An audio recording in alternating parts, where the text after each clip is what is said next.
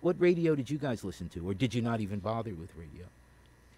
Not so much. I think we went more because our father has an extensive collection, CDs, and back then it was LPs, but we were listening more to those rather than radio, I think. I mean, because a lot of the stuff like Grand Funk Railroad, you wouldn't really hear that on a lot of the stations. So we were hearing a lot of the older stuff that he was hipping us to, you know? And we didn't have cable at the time, so the only time we ever got to watch MTV or VH1 was when we used to Vacation. go. Yeah, we used to go down to the Jersey Shore, Seaside Heights, and you know they'd like, let's go on the rides, let's go to the pool, and we were like, no, we want to stay in the hotel. The new On Skinny Bop video. Yeah, we had 1 week out of the year where we got to watch MTV, so we just glued up. We watched on Skinny Bop like 3,000 times. Yeah. I just want to chime in. I'm really ashamed that I know them and I'm in a band with them. Just so you know.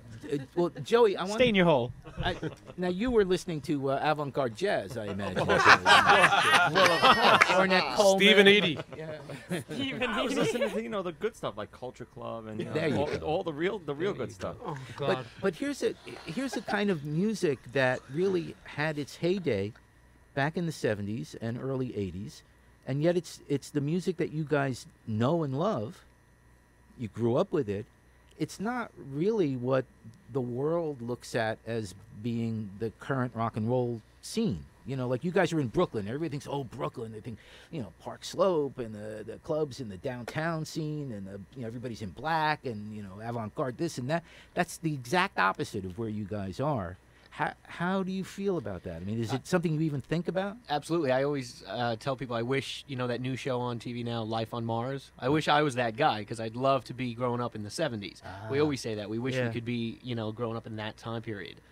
That's interesting. It's like with a lot of folk singers, a lot of singer-songwriters, the strummers, they wish they had grown up in the 60s. Yeah, of course. But the best you can do, I think, is to bring that back, that spirit back. We don't want to copy what they're doing, but I'd like to build on the spirit, and the feel and the groove that they had. So kids these days don't know those bands. They don't know who Grand Funk Railroad or Humble Pie is. So they're hearing it for the first time. It's like reading Shakespeare.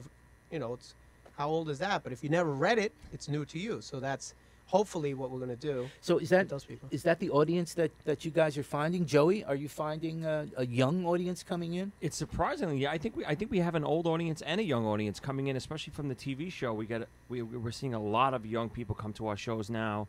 We're seeing a lot of young girls, believe it or not, come to the shows. I mean, really young. We're not allowed to talk about Dave that. Young, like 14, 15, like the stuff he likes. And, who he? Which one were you pointing to? David. No comment. So the main thing, though, is, going back to your original question, yes, is it hip? Maybe, maybe not. But, we don't really go by what's hip. Chili Peppers had a great line that I always remember. They said they did their thing, and they waited for the industry to catch up to them. And that's what we do. Obviously, if we did things that were hip, I wouldn't look the way I look. Look at me. I don't really care about what people like. So. Paulie's got this beautiful, angelic, curly hair. And he's and it's the only time I've ever heard Jay it referred to as angelic. I love you have right. wonderful way with words. You know that? You angelic? Yeah, you like that. We're talking about the TV show Z-Rock tonight here on Idiots Delight. I'm Vince Skelsa. Do we have to pause here? Are we ready? Oh, okay. We have to keep talking. There is You're with the right group.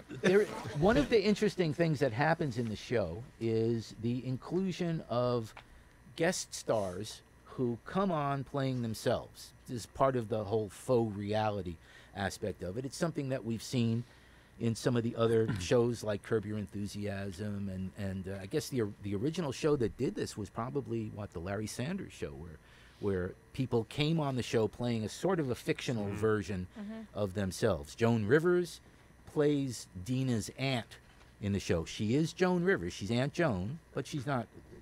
Well, Lynn, she's not really your aunt. I wish she was. And then there are these various musicians who come through the show. People who you guys idolize. Like, for instance, early on in the season, Sebastian Bach from Skid Row shows up at one of these kiddie parties. We were playing some of Bronstein's rants, his cocaine-fueled rants at this kiddie party for his son.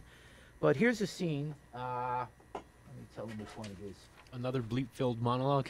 No, actually not. No, this one is. Jay's not in this scene. This is track Sound good. track 5. Should be only one bleep in this one. Yeah, and it's Yeah.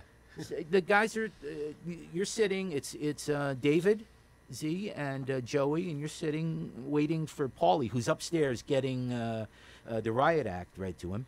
When all of a sudden this guy with this long blonde hair, and does he have eyebrows or not? It looks like The jury's still out. Yeah. you know who loved Sebastian Bach? Joey Ramone. Oh yeah. Joey Ramone. Joey was a dear friend, and we would talk a lot. You know, just like years would go by, we wouldn't see each other, but we'd talk on the phone. I was the first guy to have the Ramones on the radio Wow. together in New York in '75 or whatever it was. Like the 4 of them just standing there looking at me. I had to apologize for the fact that I called their record a piece of crap when I first played it. Yeah, I had the white. You know what? They used to do the test pressings of the LPs, the vinyl LPs, and they'd put these plain white labels on them, and then somebody would usually handwrite in the name of the band and side A, side B. And that's all I got. And we had been hearing for months about this great band that was playing downtown at CBGB's, Ramones. Gonna change rock and roll, gonna save rock and roll. And the record got delivered. Nobody listened to it yet. The guy from the record company came in the studio. I was on the air. And I said, oh, great, the Ramones, I want to play this. I said, is it clean? He goes, yeah, it's clean. Okay, great. So I didn't listen to anything beforehand. I just put it on. I said, the Ramones, here it is. 1, 2, 3, 4. Blitzkrieg Bop. 2.5 minutes. 1, 2, 3, 4. The next song. And by the third song, I went on mic and I said, man, I don't get it. These guys are supposed to be great, and they just sound loud and noisy. And I took the record off on the air and I flung it into a rack of carts. And I said, that's like really crap, man. You didn't do that to our record, did you? No. And then I turned around and played like Billy Joel or something, some real middle 70s kind of progressive rock kind of act. But I took it home with me, and I listened to it at home that night. Luckily, I didn't destroy it. And after 2 or 3 listenings, I got it. And I came back in the next day, and I said, I got to apologize to these guys, because this is a brilliant record. This really is something extraordinary in its simplicity. It's divine. Here, let's listen, and played the whole album. Wow. And like a week later, I had him in the room because I kept saying, I got to apologize to these guys in person. So they came up and apologized in person. And Joey was like a friend, right from the get-go because of that situation. I went off on a tangent, but the point is, Joey and I would talk a lot, and he would tell me about Sebastian, and also this the guy Lemmy. What band? Motorhead. Killmeister. Yeah, Lemmy. He would go, Vin, these guys are really smart. These guys are smart. You should get into this music, because it was not, Motorhead and Skid Row and bands like that were not the kind of bands I was listening to. He said, you're missing it, just like you missed us the first time. He would always bring that up, just like you missed us the first time. And I think if Joey was around now, I think he'd probably dig ZO2. He would dig where you guys are coming from. But let's play this this first appearance by a guest musician who plays himself, Sebastian Bach. This is that track 6 that we're asking for, right? You said 5 before. Did I say 5? Yeah, 5. I'm sorry. Track 5. Go ahead. Oh, Sebastian Bach. How's it going? What the hell are you doing here? Well, dude, I got kids. You're a dad. Yeah? We're huge fans, man. I love your stuff. Number 1, you got great taste. But number 2, you know what's crazy?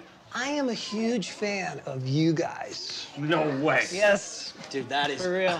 Where'd you see us? Like on the Kiss tour? Kiss? Yeah, did you see us when we toured with Kiss? No, not Kiss. Kids. My kids love Z Brothers. Oh, no. Every time I'm rocking in my van, going down to Jamboree, all I'm cranking is Z Brothers. No, man, that's just our day gig. We actually have a real rock band. Yeah, I mean, we got a CD. It'd be killer if you can listen to it. Dude, forget the CD, man, honestly. But you know what? Play Wheels on the Bus. My kid loves that song. Thanks, man. That was embarrassing. I guess the tour with him is out of the question. Guys to play Wheels on the Bus. Good, I don't remember the chord. But I do want to ask you how you got started doing the kid thing after we pause here for station identification and some messages on Idiots Delight.